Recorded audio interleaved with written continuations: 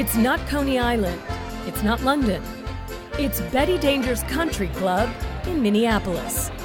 Betty Danger's Country Club sits in the made-up village of Mexhampton. Mexhampton is a combination of everything that's wonderful and beautiful about Minnesota, Mexico, and the Hamptons. Like this Ferris wheel, or the 8.5-hole golf course.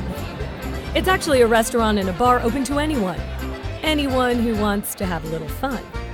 One must visit Betty Danger's Country Club because where else can you both drink and dine on our Danger, our vertically revolving patio, play a round of golf, have a few margaritas, perhaps a Yale slush or a Harvard margarita on the rocks. You can join us for brunch, you can join us for lunch or dinner, and experience everything that Betty Danger wants to provide for the 99%. If you want to know how the 1% lived in Minneapolis at the turn of the century, then a visit to the American Swedish Institute will give you a glimpse into history.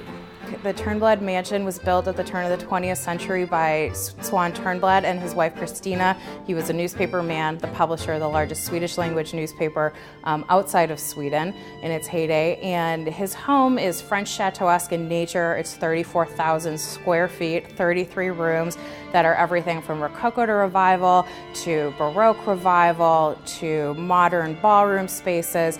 And today we use it as exhibit spaces and also performing arts space. I think there's a lot of similarities between Sweden and Minnesota in terms of trade, in terms of geography, in terms of climate. So I think that's why you see a longstanding and continuing interest in the region here in Minnesota.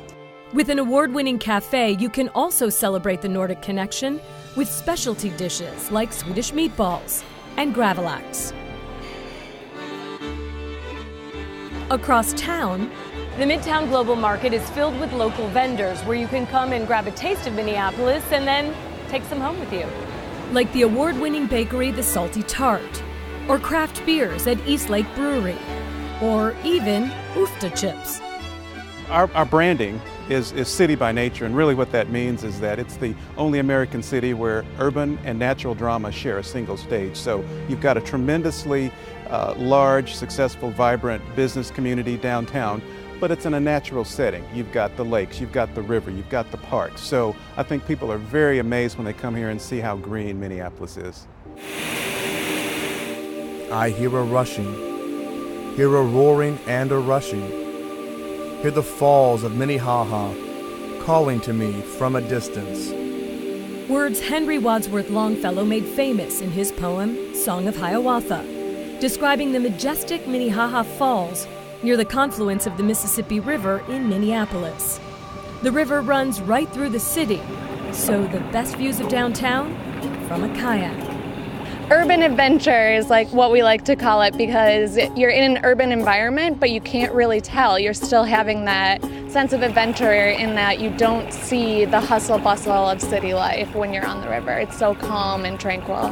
The guided tours are designed for beginners and expert kayakers alike. They'll give you the down low about how important the Mississippi has been to the creation of Minneapolis and how important it still is with day-to-day use. If you'd rather enjoy the water views from land, Psycho Susie's Motor Lounge and Tiki Bar is the perfect spot.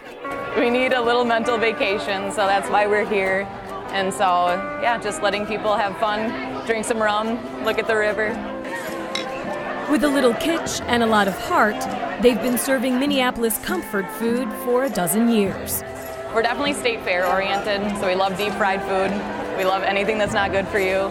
Pizzas, tater tots, cheese curds. You're not going to see anything else around here like this. Holly Furr for CNN, Minneapolis, Minnesota.